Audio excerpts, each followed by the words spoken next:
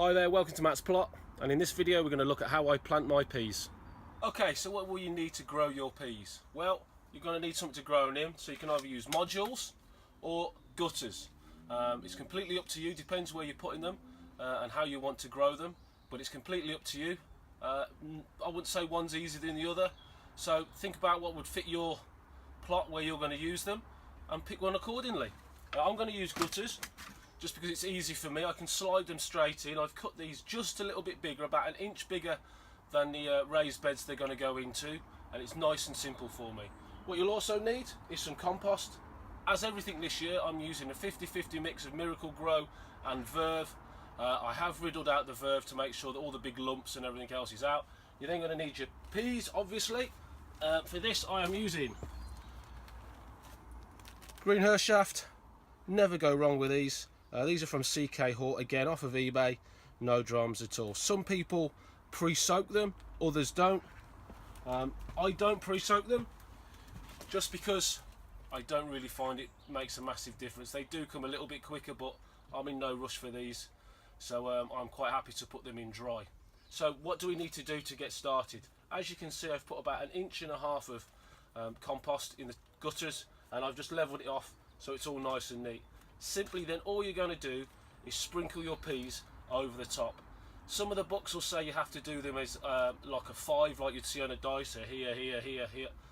But you don't really need to do that. As Dan does it on his up north, he just sprinkles them in and he's never had an issue with them, and that's exactly how I do them. So we'll get to putting the peas in now.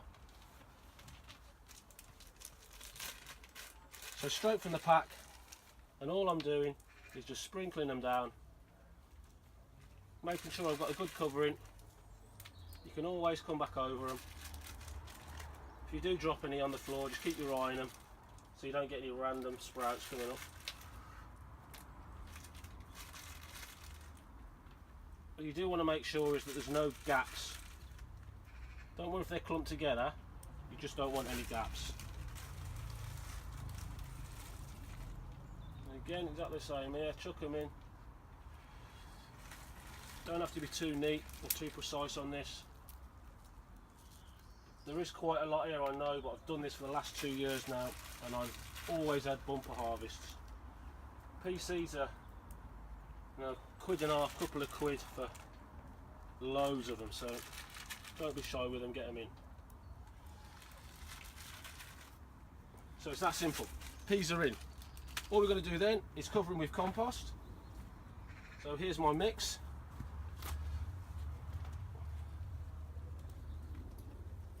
Just give it a little bit on top. I've not drilled any holes in these gutterings either. I've done it 1 year and I found that the roots actually grew through them and it became a bit of a drama to get them out, so I don't grow them in there. But I will do a little video of me tipping them out when it's time, but just to explain what I do, I give them a really good water, then come back to them about an hour later, give them a quick bang and they just slip out lovely. So this is all you've got to do, just put it on top. I'm using here an upside down greenhouse table, but you can use a couple of buckets or whatever just to keep them level.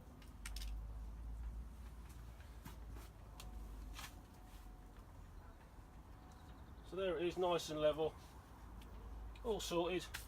What we'll do then, give it a quick water.